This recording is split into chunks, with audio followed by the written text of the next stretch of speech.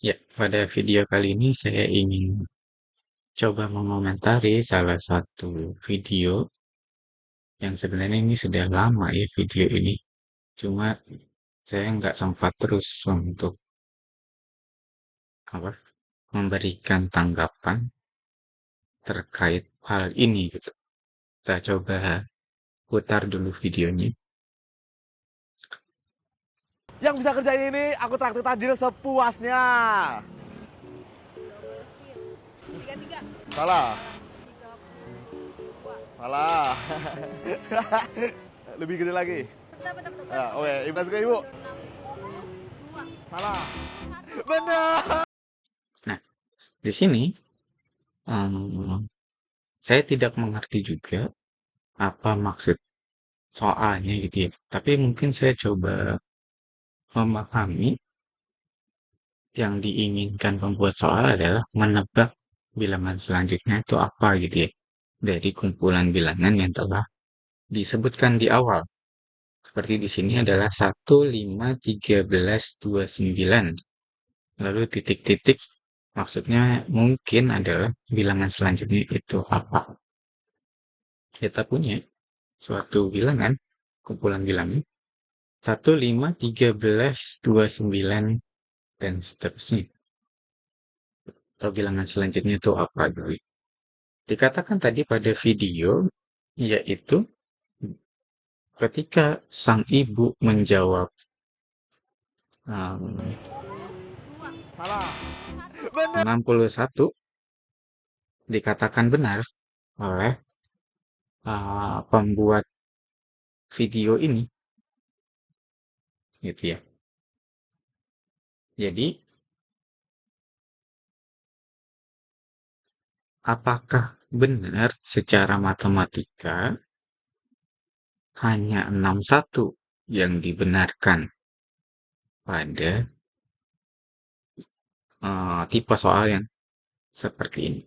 Nah, kenapa sih 61 dulu ya? Kita bahas dulu kenapa bilangan lain yang disebut oleh ibu-ibu yang lain itu disalahkan, lantas hanya 61 yang dibenarkan. Maka kita coba lihat dulu dari 1 ke 5 mungkin dalam pikirannya sang pembuat soal itu 1 ke 5 bedanya 4. Lalu 5 ke 13 itu ditambah 8, 13 ke 29 ditambah 14. Sedangkan 4 ke 8 ini dikali 2, 8 ke 16 dikali 2, lalu 16 ini dikali 2 lagi, jadi plus 32 gitu ya. Dan 32 ini ditambahkan ke 29 jadi 61. Nah, pertanyaan nih, seperti yang tadi saya sebutkan, apakah benar bahwa di matematika hanya 61 yang dibenarkan di jawaban ini dan bilangan yang lain itu otomatis salah? Ya tentu jawabannya tidak. Pola bilangan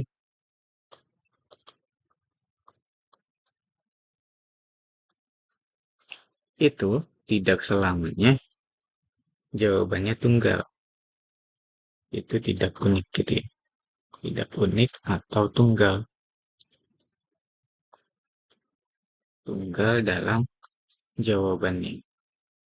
Jadi pola bilangan itu sendiri, kalau saya mendefinisikan, itu adalah sebuah fungsi, katakan U yang biasa disimbolkan untuk di suatu suku pada apa namanya, barisan, suatu fungsi U dari suatu indeks I ke suatu bilangan real atau bilangan kompleks. Nah, saya mendefinisikan seperti ini. Maksudnya itu apa? Jadi, ketika pola bilangan ini tidak mempunyai suatu ciri-ciri yang khusus, atau tidak mempunyai nama yang kita sepakati bahwa itu dikenal, hasilnya apa, atau polanya seperti apa, atau fungsinya seperti apa, maka tidak dibenarkan jawabannya tunggal. Misalnya gini, kalau dikatakan bahwa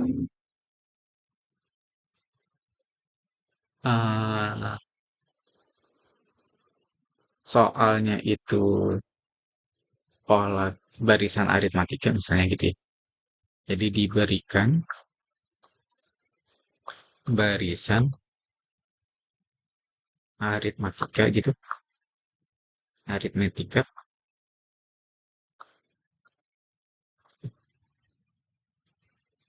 Katakan 1, 3, 5, 7. Selanjutnya apa? Nah, ketika dikatakan barisan aritmetika, maka bilangan selanjutnya ini pasti 9. Karena kita sudah tahu barisan aritmetika itu polanya seperti apa. Atau fungsi yang memenuhi barisan tersebut itu apa. Jadi, ketika sudah disebutkan suatu nama, maka jawabannya pasti tunggal. Atau disebutkan suatu fungsi umumnya apa, maka itu jawabannya tunggal. Tapi jika dilepas saja, seperti contoh misalnya 1, 3, 5, 7, saya tidak katakan apapun bahwa ini barisan aritmatika atau bukan, maka jawaban 9 itu hanya satu dari sekian banyak jawaban yang memenuhi. Seperti itu. Memang benar seperti apa yang saya katakan. Jawabannya iya. 1, 3, 5, 7. Selanjutnya apa? Anda tidak bisa mengatakan bahwa satu-satunya bilangan yang memenuhi hanya 9. Karena saya juga bisa mengatakan bilangan selanjutnya itu adalah 1. Bilangan selanjutnya lagi apa? 3. Bilangan selanjutnya lagi 5. Bilangan selanjutnya lagi 7. Dan seterusnya saya ulang.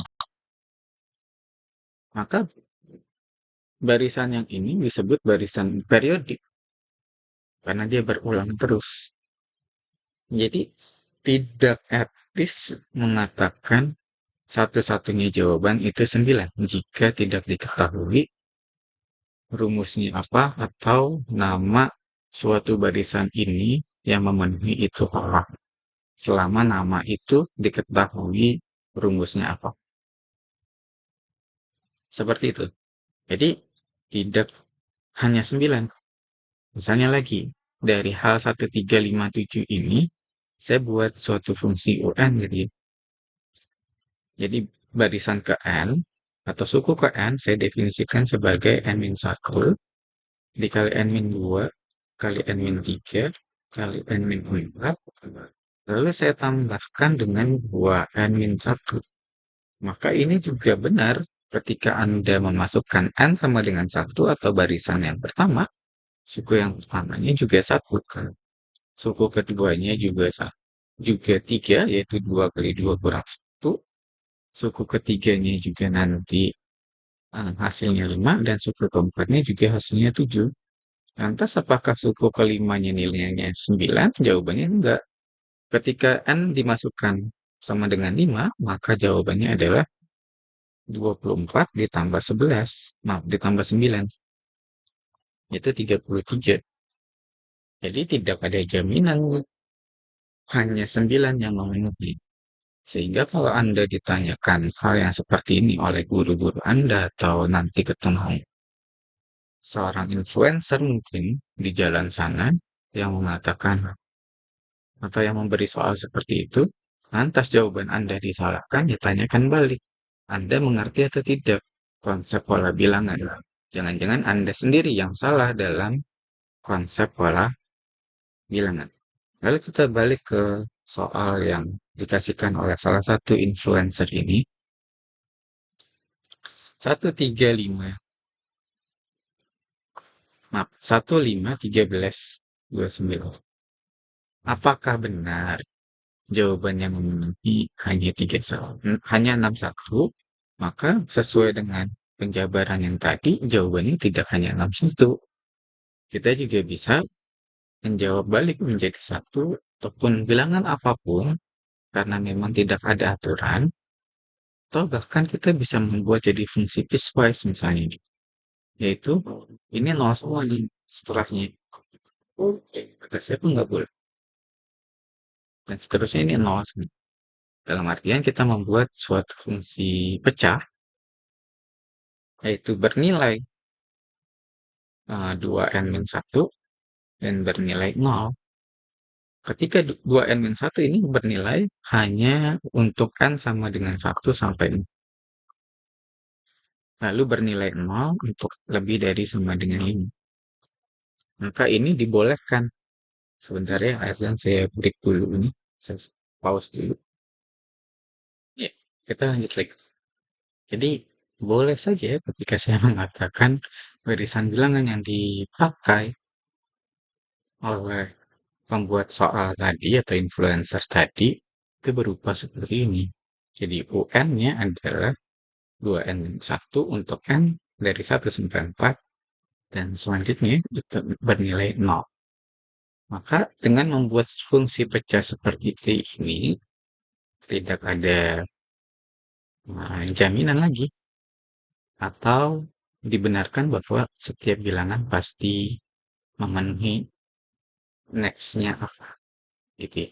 Nah, kalau mau jawabannya hanya 61, maka si pembuat soal wajib memberitahu rumusnya apa atau suat ya lebih pas rumusnya apa gitu ya.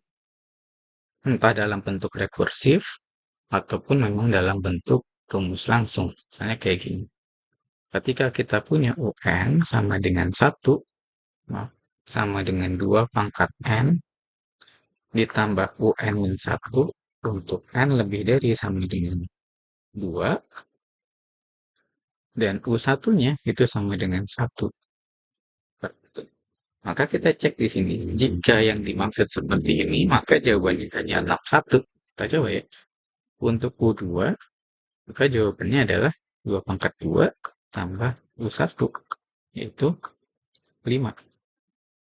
Untuk U3, yaitu 2 pangkat 3 ditambah U2, jawabannya 13. U4, atau sub keempat, yaitu 2 pangkat 4 ditambah U3, 29.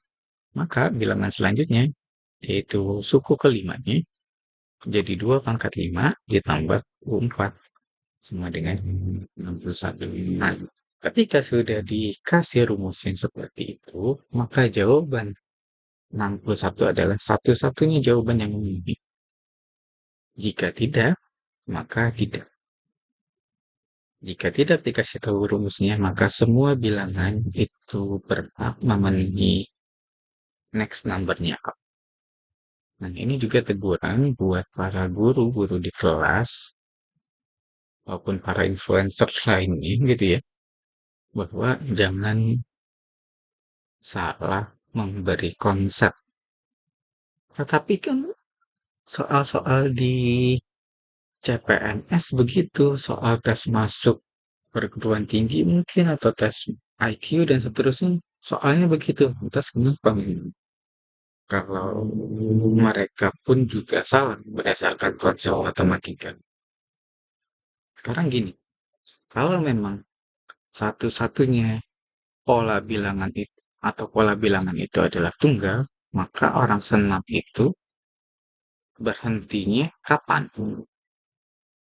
Misal, si pembina senam, dia katakan 1, 2, 3, 4, 5, 6, 7, 8. Setelahnya dia sebut apa? Kebanyakan pasti bakal bilang 2, 1, 2, 2, 2, 3, 4, 5, 6, 7, 8. Tapi kalau misalnya pola bilangannya tunggal, maka ketika dia sebut 1, 2, 3, 4, 5, 6, 7, 8, harusnya dia bakal sebut di hitungan selanjutnya adalah 9. Tapi apakah dia menghitung jadi 2, 2, 3, 4, 5, 6, 7, 8 itu disalahkan? Tidak. Karena itu juga benar berdasarkan hitungan yang dia mau. Jadi, apakah